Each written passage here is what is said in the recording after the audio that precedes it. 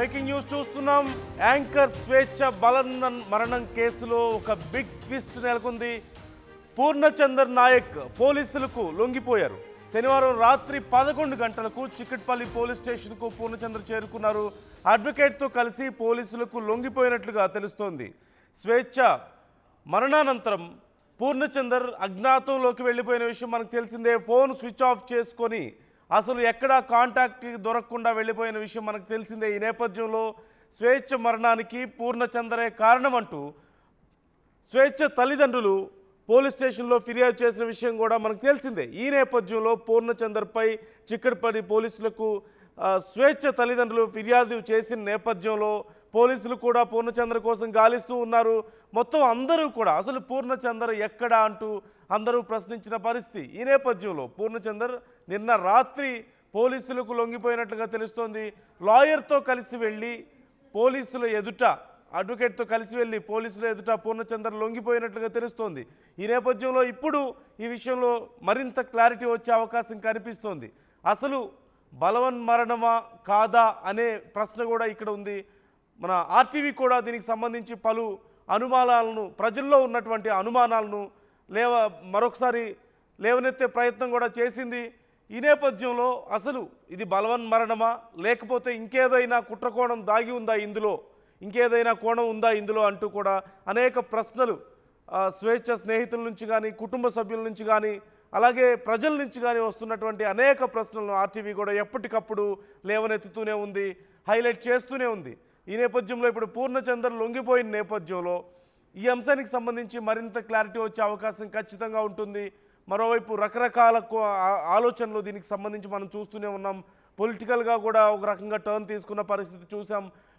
కొన్ని వార్తాపత్రికల్లోనూ కొంతమంది పార్టీలకు సంబంధించిన వాళ్ళు, ముఖ్యంగా కొంతమంది పార్టీల నాయకులకు ఈ కేసుకి సంబంధం ఉంది అంటూ కూడా మాట్లాడినటువంటి పరిస్థితులు మనం చూసాం. ఈ నేపథ్యంలో ఈ అంశానికి సంబంధించి అనేక ప్రశ్నలు తెర మీదకి వస్తూనే ఉన్నాయి. ఆర్టీవీ కూడా ఎప్పటికప్పుడు ఉన్నటువంటి పరిస్థితులను విశ్లేషిస్తూ వచ్చింది. అక్కడ సీన్లో ఉన్నటువంటి పరిస్థితులను, అలాగే స్వేచ్ఛ మరణానంతరం చోటు చేసుకున్నటువంటి పరిణామాలు, అలాగే స్వేచ్ఛ తల్లిదండ్రులు చెప్పినటువంటి విషయాలు కొన్ని, అలాగే స్వేచ్ఛకు సంబంధించిన వాళ్ళు ఎవరైతే స్నేహితులు కానీ ఆవిడ బంధువులు కానీ ఉన్నారో వాళ్ళు చెప్పినటువంటి విషయాలు, ఇలా అన్ని విషయాలను పరిగణలోకి తీసుకున్నప్పటికీ కూడా అనేక అనుమానాలు, పూర్ణచందర్ మిస్సింగ్తో కొన్ని బ్లాంక్స్ ఫిల్ అవ్వకుండా ఉండిపోయినటువంటి పరిస్థితి మనం చూసాం. ఈ నేపథ్యంలో పూర్ణచందర్ పోలీసుల ఎదుట లొంగిపోయినట్లుగా తెలుస్తోంది. ఈ అంశానికి సంబంధించి పెట్రిషియా మనతో ఉన్నారు. తాజా సమాచారం తెలుసుకుందాం. పెట్రిషియా, డీటెయిల్స్ ఎలా ఉన్నాయి? పూర్ణచందర్ అడ్వకేట్తో కలిసి పోలీస్ స్టేషన్లో లొంగిపోయినట్లుగా తెలుస్తోంది. డీటెయిల్స్ ఏమైనా తెలుస్తున్నాయా? పూర్ణచందర్ లొంగిపోయిన సందర్భంలో ఏవైనా విషయాలు చెప్పినట్లు కానీ, లేదంటే స్వేచ్ఛ మరణానికి సంబంధించి ఆయన వర్షన్ ఎలా ఉంది అనే దానికి సంబంధించి కానీ, లేకపోతే వస్తున్నటువంటి ఆరోపణలు అనేకం ఉన్నాయి పూర్ణచందర్ మీద కూడా. సో దానికి ఏమైనా క్లారిటీ ఇచ్చినట్లుగా కానీ, ఏమైనా డీటెయిల్స్ పోలీసులు కానీ పూర్ణచందర్ నుంచి కానీ మనకి ఏమైనా సమాచారం అందుతుందా? ఎస్, పూర్ణచందర్ నిన్న లొంగిపోవడం అయితే జరిగింది. అడ్వకేట్ తో వెళ్లి చిక్కడపల్లి పోలీస్ స్టేషన్ లో నాకు ఎటువంటి సంబంధం లేదు, స్వేచ్ఛ చనిపోవడానికి నేను ప్రధాన రీజన్ అయితే కాదు, తను డిప్రెషన్ వల్ల, తన లోన్లీనెస్ వల్ల చనిపోయింది, కానీ నాకు ఎటువంటి సంబంధం లేదంటూ కూడా ఆయన మీడియాకు ఒక లేఖ రాయడం జరిగింది. నేను పూర్ణచందర్ని, నేను స్వేచ్ఛ గత 2009 నుంచి కూడా మాకు పరిచయం ఏర్పడింది. ఆ తర్వాత అది ప్రేమగా మారింది. కానీ స్వేచ్ఛకి ఆల్రెడీ ఎప్పటి నుంచో కూడా తను లోన్లీగా ఉండడం అయితే జరిగింది. చిన్నగా ఉన్నప్పటి నుంచే వాళ్ళ తల్లిదండ్రులు ఉద్యమకారులు కాబట్టి వాళ్ళు వదిలేసి వెళ్ళిపోయారు, వాళ్ళ పిన్నికి అప్పచెప్పారు. తను వాళ్ళ పేరెంట్స్ ప్రేమను కూడా పొందలేకపోయింది. ఆ తర్వాత మొదటి పెళ్లి కూడా బ్రేకప్ అవ్వడం, 2008 నుంచి 9 మధ్యలో మొదటి పెళ్లి బ్రేకప్ అవ్వడం, ఆ తర్వాత రెండో పెళ్లి కూడా 2016 నుంచి 17 వరకు 2 పెళ్లిలు బ్రేకప్ అవ్వడం, ఆ తర్వాత తను డిప్రెషన్ లో, లోన్లీనెస్ లో వెళ్ళిపోయింది. తనకి కాస్త నేను ప్రేమని పంచాను, అదే కాకుండా అనేక సార్లు ఫినాన్షియల్ గా నేను సపోర్ట్ చేశాను. వాళ్ళ పాప ఎవరైతే ఉందో ఆ పాపకి కూడా నేను విద్యాలయ స్కూల్లో కూడా జాయిన్ చేశాను. ఆ 9th క్లాస్ ఫీజు కూడా నేనే కట్టుతున్నాను. పాప మెచ్యూర్ ఫంక్షన్ అప్పుడు కూడా దాదాపు 5 lakhs వరకు డబ్బులు నేను ఇచ్చాను. ఆర్థికంగా ఆ కుటుంబాన్ని నేనే ఆదుకున్నానంటూ కూడా పూర్ణచందర్ ఇటువంటి సెన్సేషనల్ వ్యాఖ్యలు చేయడం జరిగింది. అదే కాకుండా తనకి యాంగ్జైటీ ప్రాబ్లం, ఎమోషనల్ టెండెన్సీ, అదే కాకుండా హాస్పిటల్కి అనేక సార్లు స్కానింగ్లు నేను తీపిచ్చాను. తనకి కొంచెం ప్రాబ్లం ఉంది, డిప్రెషన్లో ఉంది. ఆ డిప్రెషన్లో తను ఎప్పుడు కూడా ప్రేమకి లోబడి అవ్వలేదా, తనకి ఎప్పుడు కూడా ఆ ప్రేమ అనేది దొరకలేదు, కానీ నేను ఇవ్వడం జరిగిందంటూ కూడా ఇటువంటి వ్యాఖ్యలు పూర్ణచందన్ చేశాడు. నేను ఎక్కడ కూడా తనని పెళ్లి చేసుకుంటా అని కూడా చెప్పలేను, అదే కాకుండా ముఖం చాటేయలేను, అసలు ఇది పెళ్లి విషయం కానే కాదు, ఇదంతా కూడా వాళ్ళ కుటుంబ సభ్యులు నా మీద చేస్తున్న తప్పుడు ఆరోపణలు, దీని మీద ఖచ్చితంగా నేను న్యాయ పోరాటం చేస్తాను, law will take its own course, receive in law as a law అంటూ కూడా ఒక సిటిజన్ లాగా నాకు లా మీద నమ్మకం ఉంది. ఇదంతా కూడా తప్పుడు ప్రచారం, మీడియాని కూడా తప్పుదోవ పట్టేస్తున్నారు, అసలు వాళ్ళ తల్లిదండ్రులు చెప్పే మాటలంతా కూడా అబద్ధం అంటూ కూడా ఇలా పూర్ణచందన్ ఒక లేఖ, దాదాపు 5 pages లేఖ రాయడం అయితే జరిగింది. అంటే ఒక మనిషి చనిపోయారన్న కర్టెసీ కూడా పూర్ణచందన్ కి లేదా అంటూ కూడా నెటిజన్స్ క్వశ్చన్ చేస్తున్నారు. అంటే ఆల్రెడీ స్వేచ్ఛ చనిపోయింది, చనిపోయిన వ్యక్తురాల మీద తన క్యారెక్టర్ ని బ్యాడ్ చేసి, అదే కాకుండా తనకి 2 పెళ్లిళ్ళు అయినాయి, నేనే మొత్తం చూశాను, ఇదంతా తప్పు, తన ఒక డిప్రెషన్ లేడీ అన్నట్టు ఇలా వ్యాఖ్యలను కూడా తీవ్రంగా ఖండిస్తున్నారు. మరి ఎందుకని పూర్ణచందన్ మీడియా ముందు రాలేడు, అదే కాకుండా పూర్ణచందన్ ని పొలిటికల్ గా ఎవరో సపోర్ట్ చేస్తున్నారు, ఈ కేసుని కూడా తప్పుదోవ పట్టించే ప్రయత్నం చేస్తున్నారంటూ కూడా అనుమానాలు వ్యక్తం అవుతున్నాయి.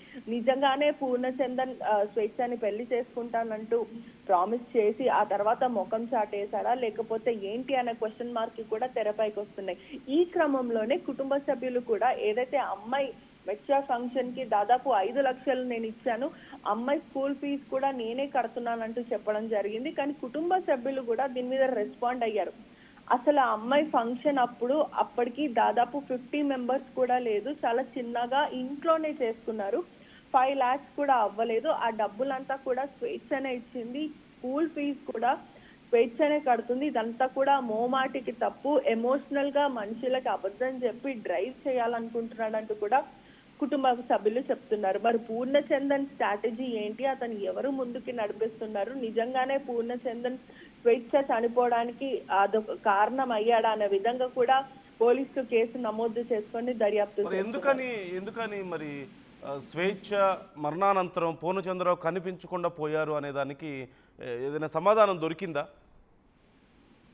ఎస్, పూర్ణచందన్ మాత్రము మీడియా అంతా కూడా బలవన్మరణానికి పాల్పడిన స్వేచ్ఛకి కారణం నేనే అంటూ కూడా ఆరోపణలు చేశారు. అందుకే ఈ తెలంగాణ రాష్ట్ర ప్రభుత్వం అందరికీ కానీ లేకపోతే ప్రజలందరికీ కూడా నిజం తెలియాలి, నాకు స్వేచ్ఛకి సంబంధం ఉన్న విషయం కరెక్టే, కానీ స్వేచ్ఛ చావుకి నేను కారణం కాదు అంటూ కూడా ఇలా మాటలు చెప్పడం. దాని తర్వాత తన మెడికల్ రిపోర్ట్స్ అంతా కూడా నా దగ్గర ఉన్నాయి, యాంగ్జైటీ, ఎమోషనల్ టెండెన్స్, డిప్రెషన్ ఇవన్నీ కూడా తను మెయింటైన్ చేస్తుంది. చిన్నప్పటి నుంచి కూడా తను ప్రేమ పొందలేకపోయింది, 2 పెళ్లిళ్ళు బ్రేకప్ అవ్వడం, ఆ తర్వాత వాళ్ళ కుటుంబ సభ్యులు కూడా చిన్నగున్నప్పుడే వాళ్ళు ఉద్యమకారులు కాబట్టి వదిలేసి వెళ్ళిపోవడం, వాళ్ళ పిన్ని దగ్గర తిని పెరిగింది, అనేక సార్లు నాకు చెప్పింది వాళ్ళ కుటుంబాన్ని ఎంతో మిస్ అవుతున్నాను, చిన్నగా ఉన్నప్పుడే నా తల్లిదండ్రులు నా పిన్ని దగ్గర వదిలేసి వెళ్ళిపోయారంటూ అనేక సార్లు చెప్పింది. అది కాస్త ఆ ప్రేమని నేను అందించానంటూ కూడా ఇలా పూర్ణచందన్ చెప్తున్నారు. మీడియా ముందు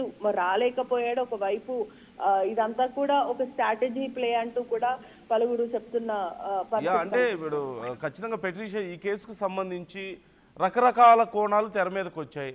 అవునన్నా కాదన్నా కొంతమంది మరీ ఎక్స్ట్రీమ్గా ఊహాగానాలు కూడా స్ప్రెడ్ చేసినటువంటి పరిస్థితి కూడా ఉంది. అన్ఫార్చునేట్లీ కొంత మీడియాలోని కొన్ని పత్రికలు కానివ్వండి, ఒక భాగం మీడియా కొంతమంది నిజానిజాలతో సంబంధం లేకుండా, ప్రూఫ్స్ ఉన్నాయో లేదో చూసుకోకుండా పూర్ణచంద్రకి సంబంధించి ఏదో రాజకీయ కోణాన్ని కూడా బయటికి తీసుకొచ్చేసి దానికి సంబంధించి కూడా రకరకాల స్వేచ్ఛకు సంబంధించి రకరకాల కోణాల్లో వాళ్ళు ఇష్టారీతిని మాట్లాడినటువంటి పరిస్థితి కూడా ఉంది. అంటే అది ఏది నిజమో ఏది అబద్ధమో ఎవరికి పూర్తిగా తెలియదు. అలా స్ప్రెడ్ చేసిన వాళ్ళు దానికి సంబంధించి ఏ ఆధారాలు చూపించినటువంటి పరిస్థితి కూడా లేదు.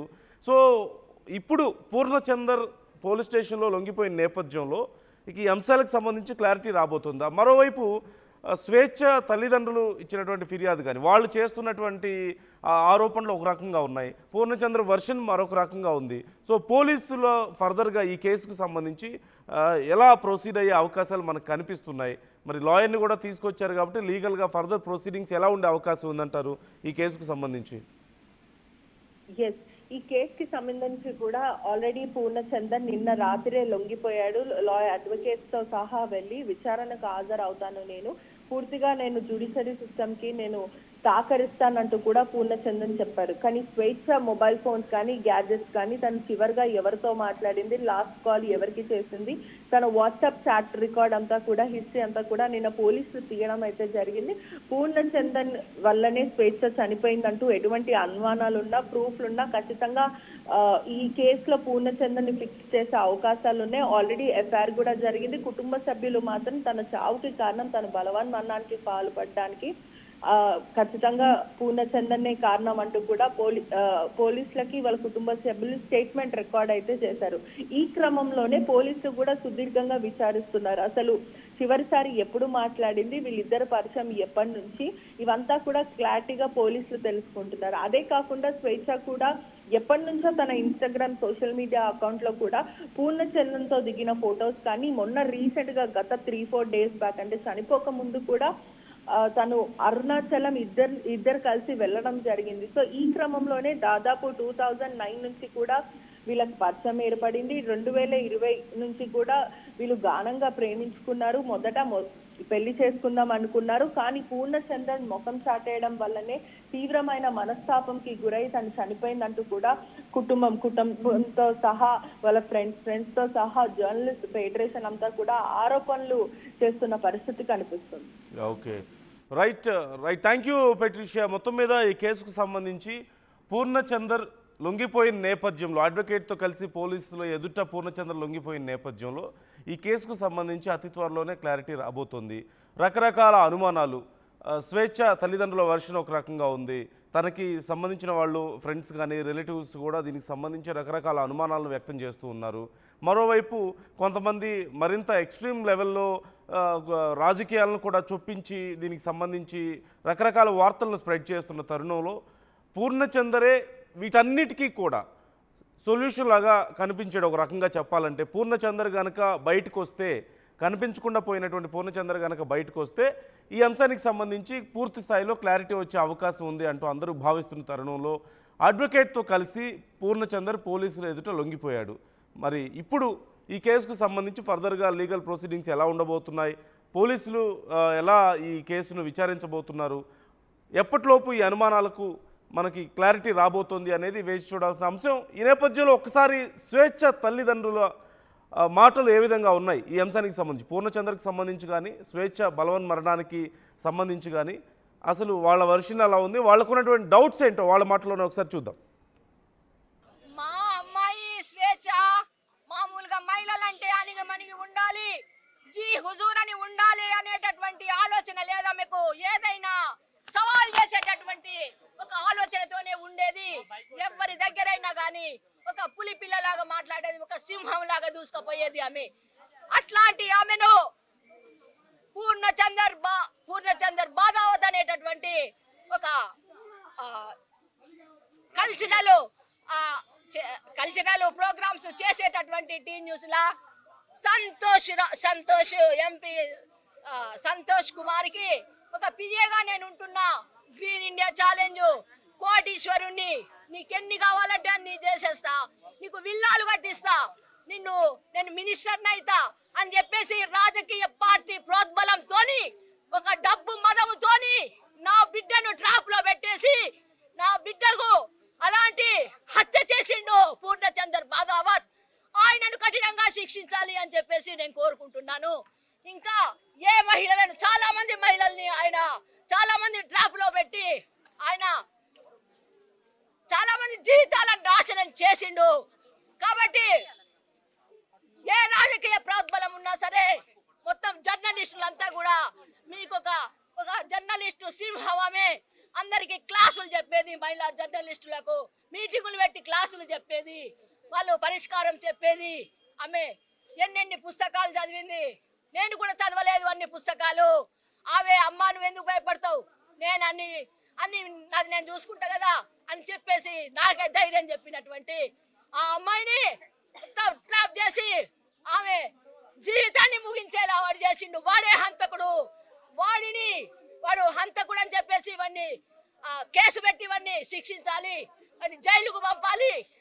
ఇంకా వానికి మద్దతు ఇచ్చినటువంటి ఎవరైనా ఉన్నా సరే వాళ్ళందరినీ కూడా శిక్షించాలని చెప్పేసి, అలాంటి వాళ్ళ పట్లన అందరూ మహిళలందరూ కూడా అప్రమత్తంగా ఉండాలి, మెలకువతోని ఉండాలి. ఎంత ధైర్యం ఉన్నా సరే వాళ్ళను కూడా ట్రాప్ లో పెట్టేటటువంటి తెలివిపరులు, మోసకారులు ఈ పితృస్వామిక సమాజంలో ఉన్నారు. కాబట్టి అందరూ కూడా అలర్ట్గా ఉండాలి, మెలకువగా ఉండాలి. ఆమె ఎప్పుడు కూడా ఎవరికి తల వంచలేదు ఆమె.